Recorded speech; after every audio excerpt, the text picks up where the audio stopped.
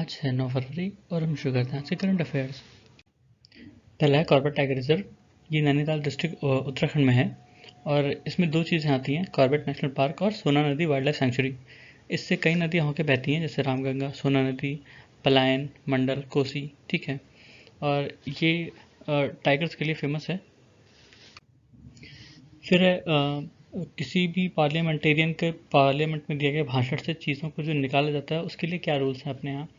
Article 105 जो है अपने कॉन्स्टिट्यूशन में, उसमें बताया गया है कि कोई भी पार्लियामेंटेरियन अगर पार्लियामेंट में कुछ कहता है तो उसके लिए लाइबल नहीं होगा किसी भी कोर्ट में, किसी भी कोर्ट की प्रोसीडिंग में। ठीक है, मतलब उनको पूरी ही फ्रीडम ऑफ स्पीच है, वहाँ पर वो कुछ भी बोल सकते हैं। ठीक है, और जो पार्लियामेंट के खुद के रूल्स ऑफ पार्लियामेंट है उसमें जो स्पीकर हैं, स्पीकर इस बात को तय करते हैं कि कौन सी चीज़ रिकॉर्ड में रहेगी और कौन सी चीज़ नहीं रहेगी।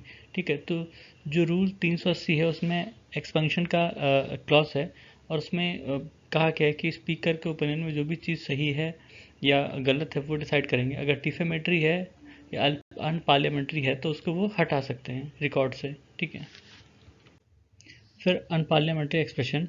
अनपार्लियामेंट्री एक्सप्रेशन के लिए भी प्रावधान है और उसमें एक जो अनपार्लियामेंट्री एक्सप्रेशन के लिए एक मतलब कह सकते हैं डॉक्यूमेंट है, उसमें मेंशन है कि कौन कौन सी चीज़ें अनपार्लियामेंट्री हैं।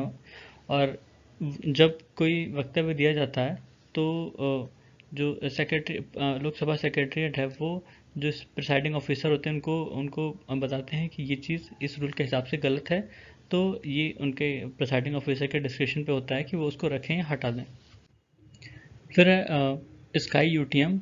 स्काई यूटीएम मतलब अनमैन्ड ट्रैफिक मैनेजमेंट। ये cloud based area traffic management system है जो अनमैन्ड एरिया ट्रैफिक को मैन्ड एविएशन एयर स्पेस से इंटीग्रेट करेगा। इसका पर्पस होगा कि ये situation awareness, autonomous navigation, risk assessment और ट्रैफिक मैनेजमेंट ड्रोन्स को प्रोवाइड करेगा। ठीक है, और ये एक घंटे में 4000 फ्लाइट को हैंडल कर सकता है। ठीक है, फिर है विकास इंजन। विकास का मतलब है विक्रम अम्बालाल साराभाई इंजन। ठीक है, ये जो हमारे यहाँ लिक्विड फ्यूल्ड रॉकेट इंजन इस्तेमाल किया जाता है उसी का हिस्सा है और इसको इसरो की ही एक संस्था लिक्विड प्रोपल्शन सिस्टम सेंटर ने बनाया था 1970 के दशक में, और इसको जो हमारे पीएसएलवी और जीएसएलवी होते हैं उनमें डिप्लॉय किया जाता है। ठीक है, और ये जो इनका जो फ्यूल लोड है वो 40 टन का है पीएसएलवी जीएसएलवी मार्क 1 मार्क 2 के लिए, और 55 टन है जीएसएलवी मार्क 3 के लिए। लिक्विड प्रोपल्शन सिस्टम सेंटर जो है वो दो जगह हैं, एक तिरुवनंतपुरम में और दूसरा बेंगलुरु में। फिर है कुआवार। ये एक ड्वार्फ प्लैनेट है जिसके अराउंड रिंग दिखी गई हैं। ठीक है, ये कुइपर बेल्ट में है। कुइपर बेल्ट जो हमारा सोलर सिस्टम है उसके आखिरी हिस्से में पड़ता है।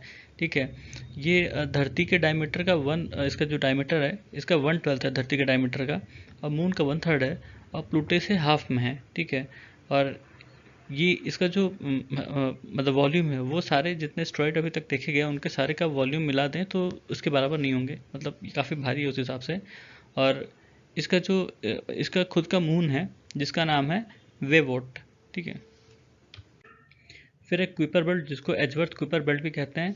यहाँ ये स्मॉल आइसी बॉडीज़ का एक तरह का फ्लैट रिंग है और ये अर्थ सन के अराउंड रिवॉल्व करती है। ठीक है, नॉर्मली जो अपना नेपच्यून है उसके ऑर्बिट के बाहर, उसके ऑर्बिट के बाद ही पड़ते हैं, मतलब इनकी जो ऑर्बिट्स होती हैं कभी कभी प्लूटो को भी वो क्रॉस करती हैं। ठीक है, तो और यहाँ जो आईसी बॉडीज़ या आईसी ऑब्जेक्ट्स होते हैं उनको कुइपर बेल्ट ऑब्जेक्ट, ये ट्रांस नेपच्यूनियन ऑब्जेक्ट कहा जाता है।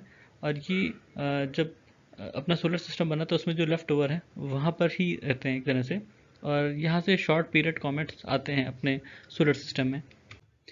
फिर एक quick reaction surface to air missile जिसको क्यूआर सैम भी कह रहे हैं, ये डीआरडीओ द्वारा डेवलप किया जा रहा है। एक तरह से शॉर्ट रेंज सरफेस मिसाइल है और जो हमारे यहाँ मूविंग आर्मर्ड कॉलम्स होते हैं उनको बचाने के लिए इसका इस्तेमाल किया जा सकता है। इसकी रेंज ज़्यादा नहीं है, 30 किलोमीटर तक है। ठीक है, फिर हित्तीस के बारे में। हित्तीस इंडो यूरोपियन पीपल थे। माना जाता है कि इनका जो एम्पायर था वो सूखे की वजह से कोलैप्स किया था। ठीक है, ये एनाटोलिया रीजन में रहते थे, जिसको एशिया माइनर या जो अभी का टर्की है वहीं पे, और ये सेकेंड मिलेनियम बीसीई में थे। बीसीई मतलब बिफोर कॉमन इरा। ठीक है, और इनकी लैंग्वेज भी थी वो हित्ती थी, इंडो यूरोपियन लैंग्वेज फैमिली से बिलोंग करती थी। इनकी जो इकोनॉमी थी वो प्राइमरी एग्रीकल्चर इकोनॉमी थी, एग्रीकल्चर बेस्ड था, वीट और बार्ली लोग उगाते थे। और ये इनका जो मतलब जो इनका काल था वो उस समय जो था वो ब्रॉन्ज एज का था। पर सबसे पहले ये थे कि जिन्होंने आयरन खोजा था, एक तरह से आयरन का इस्तेमाल करना सीखा था। 14th सेंचुरी बीसी में ही इनको आयरन के बारे में पता चल गया था। ठीक है। हित्ती एम्पायर जो था वो 1400 से 1200 बीसी के बीच में था और उस समय का मिडिल ईस्ट में काफ़ी बड़ा एम्पायर था। इनकी जो कैपिटल थी बोगासकोय, जिसको हत्तूसास भी कहते थे, और वेस्टर्न एशिया का ये कह सकते हैं काफ़ी बड़ा चीफ कल्चर फोर्स था। और इनके जो शासन था वो, इनका जो हेड था वो एक राजा होता था, लेकिन इनके जो ऑफिशियल्स होते थे उनके पास भी ठीक ठाक अथॉरिटी रहती थी। और 1180 बीसी के बीच बाद में, जो मतलब ब्रॉन्ज एज के आखिरी में, इनका जो एम्पायर था वो कोलैप्स कर गया। फिर तेल अवीव यूनिवर्सिटी के साइंटिस्ट ने एक बायो हाइब्रिड रोबोट डेवलप किया है। इसमें इन्होंने बायोलॉजिकल सेंसर्स लगाए हैं, और ये जो सेंसर्स हैं वो एक एंटीना है जो लोकस्ट होते हैं, लोकस्ट के एंटीना का इस्तेमाल करके इन्होंने बायोलॉजिकल सेंसर डेवलप किया है। ये डिसीज़ को डायग्नोज करने में सक्षम है। जो लोकस्ट होते हैं वो अपने एंटीना से ही स्मेल करते हैं। ठीक है। और उसी से वो पता लगाते हैं कि कोई मतलब कोई भी चीज़ है, ठीक, किसी भी चीज़ के बारे में। तो बायो हाइब्रिड रोबोट जो है उसमें बायोलॉजिकल और आर्टिफिशियल दोनों कंपोनेंट का इस्तेमाल किया गया है एक रोबोट को बनाने में। ठीक है। फिर national industrial corridor development and implementation trust, ये जो अपने यहाँ जो नेशनल इंडस्ट्रियल कॉरिडोर प्रोग्राम्स हैं उनको इम्प्लीमेंट करने की एजेंसी है, और ये जो department of promotion of industry and internal trade है, मिनिस्ट्री ऑफ कॉमर्स और इंडस्ट्री के अंडर में, उसके अंदर में आती है। और ये कई सारे इसने स्पेशल पर्पस व्हीकल्स बनाए हैं अलग अलग जो ये इंडस्ट्रियल कॉरिडोर्स होंगे उनके लिए, उनको इम्प्लीमेंट करने के लिए। फिर हाई वैल्यू डेप्ट लिस्टेड एंटिटी, ये वो कोई भी एंटिटी जो अपने नॉन कन्वर्टेबल डेप्ट सिक्योरिटीज़ को किसी रिकॉग्नाइज स्टॉक एक्सचेंज में लिस्ट करती है और जिसकी वैल्यू कम से कम 500 करोड़ या उसके ऊपर, उसको हाई वैल्यू डेप्ट लिस्टेड एंटिटी कहते हैं। ठीक है। नॉन कन्वर्टेबल डिबेंचर्स या नॉन कन्वर्टेबल डेप्ट सिक्योरिटीज़ वो लॉन्ग टर्म फाइनेंशियल एंटिटीज़ होते हैं जिनमें डेप्ट ऑब्लिगेशन होता है। ठीक है। मतलब नॉर्मली फाइनेंशिंग के लिए ही इसका इस्तेमाल किया जाता है। इसके जो रिटर्न्स होते हैं वो काफ़ी हाई होते हैं, और इसमें जो मिनिमम मेच्योरिटी पीरियड होता है वो 90 डेज़ का होता है। ठीक है। इनको किसी भी शेयर में, इक्विटीज़ में कन्वर्ट नहीं किया सकता। फिर है ऑपरेशन दोस्त, इंडिया ने चलाया सीरिया और तुर्की के लिए, वहाँ पर राहत पहुँचाने के लिए। ठीक है। फिर है सुपरनोवा और किलोनोवा। सुपरनोवा तब होता है जब कोई बहुत बड़ा स्टार के पास अपना फ्यूल ख़त्म हो जाए, कि वो अपना न्यूक्लियर रिएक्शन ना कर पाए, तो वहाँ पर एक्सप्लोजन होता है। उस एक्सप्लोजन के बाद जो मिलता है हमें वो न्यूट्रॉन स्टार मिलता है। न्यूट्रॉन स्टार यही जो सुपरनोवा है उसके जब क्या कहते हैं इम्प्लोजन होता है उसमें, तो उसके जो सारे इलेक्ट्रॉन प्रोटॉन होते हैं वो एक जगह सिमट जाते हैं और वो एक स्टार बनाते हैं, न्यूट्रॉन स्टार। ठीक है। तो ये न्यूट्रॉन स्टार अगर किसी दूसरे न्यूट्रॉन स्टार से टकराते हैं या किसी ब्लैक होल से टकराते हैं तो किलोनोवा होता है। ठीक है। किलोनोवा में किलोनोवा के बाद हैवी मेटल्स रिलीज होते हैं, जैसे गोल्ड, सिल्वर, सेलेनियम, और बहुत सारे रेडिएशन निकलता है, गामा रेडिएशन जिसको कहते हैं। ठीक है।